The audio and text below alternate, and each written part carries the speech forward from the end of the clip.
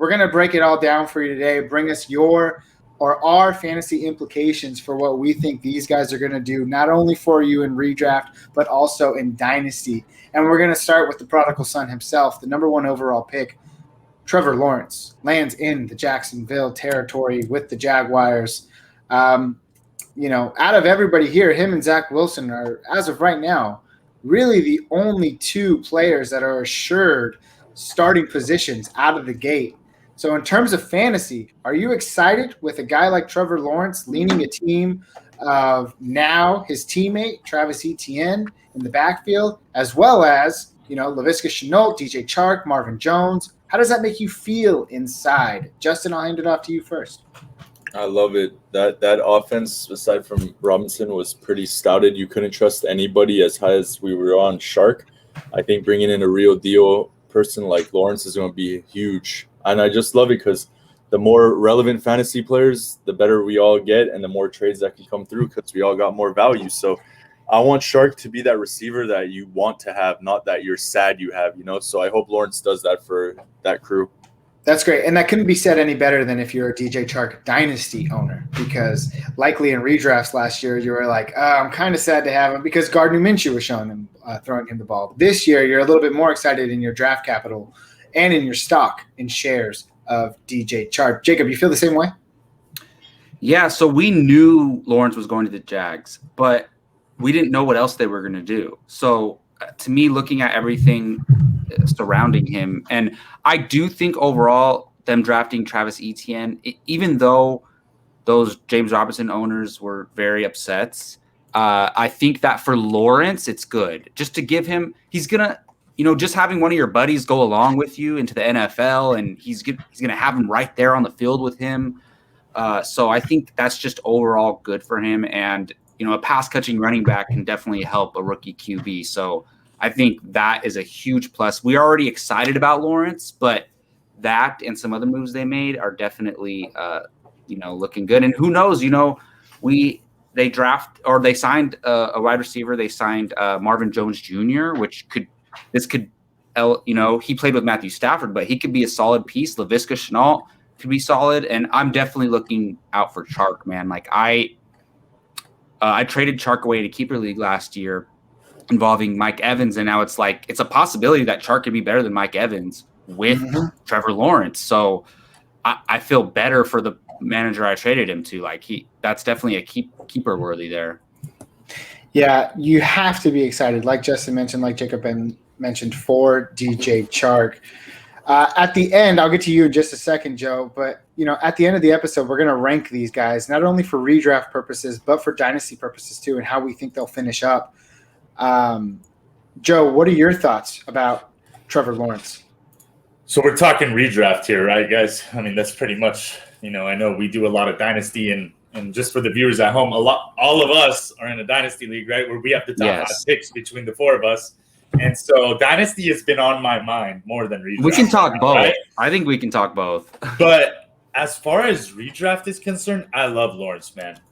I know that the whole, quarterbacks coming in, rookies, they're just nobody's that high on them, but we've kind of seen that tide change, right? With Herbert, with Kyler Murray, with Burrow. These guys are coming in more ready than ever. These college teams are running NFL offenses. They're not running these bullcrap schemes that quarterbacks have to learn the whole playbook. They kind of already are doing it, right? So, and then a guy like Trevor Lawrence, he's played with NFL talent already against the best conference. So, he's coming in established.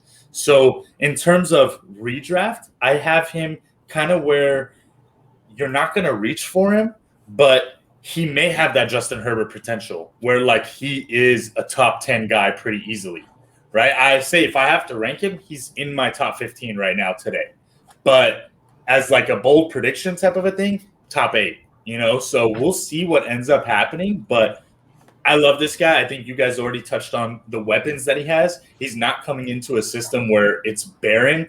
Kind of, think the Jets last year or when they brought in Sam Darnold, it was empty. right? They had nobody to throw to. Or when the Cardinals got Josh Rosen, it was pretty much just Larry Fitzgerald.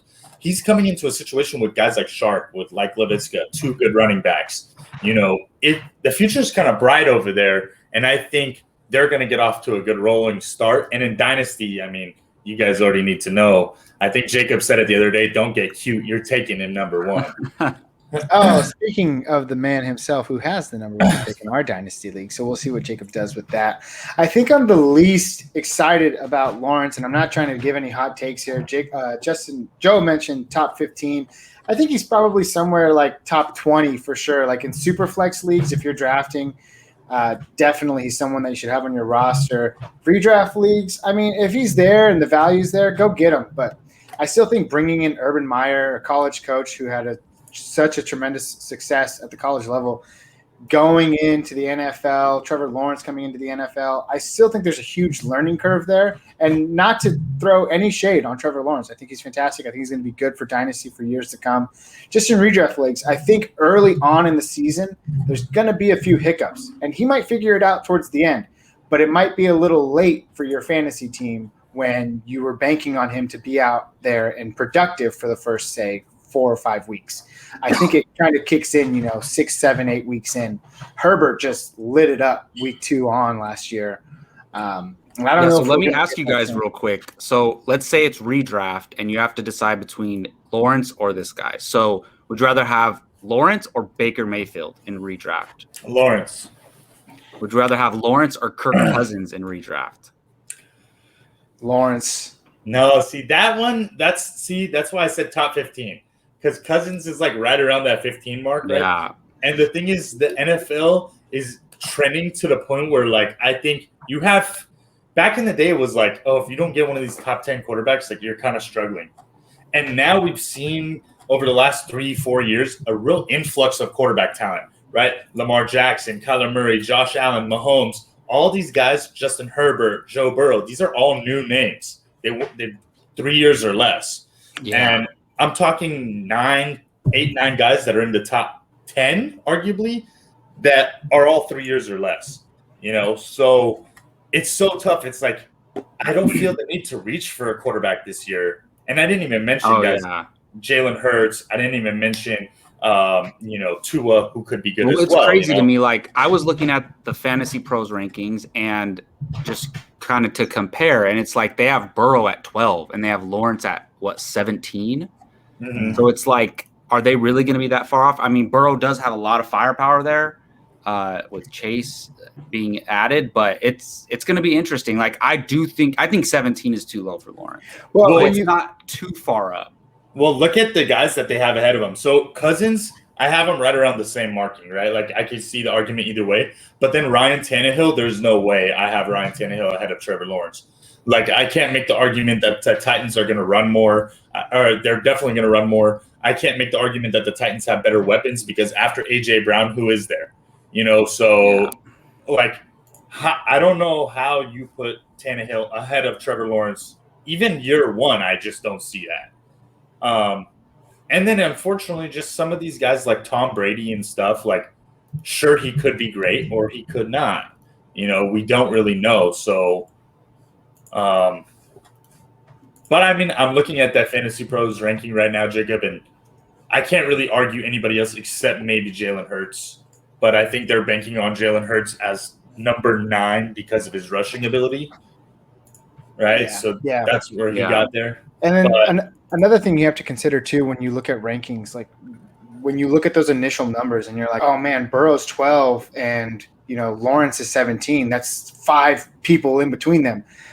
But very well and very often as the season goes on, you can see that, although they're 5 spots apart, they're only like maybe 20 or 30 fantasy points apart because it starts to really cluster. So I know what you mean. So like 12 through 18 could all be right next to each other as far as points go. And even on dynasty rankings, I don't know if I agree with this. They have Burrow above Lawrence, which that's close to them. They have Burrow at 8, Lawrence at 9. I would take that. I would buy that. I think he's got better weapons. I think Mixon's a better running back right now if he can prove top 10 this year, if he can crack it. So, Jacob, I was looking at that earlier, and my question. This is the first time I'm seeing this, by the way, because I know we had conversations before this, Joe. Yeah, no, I saw that, and they have.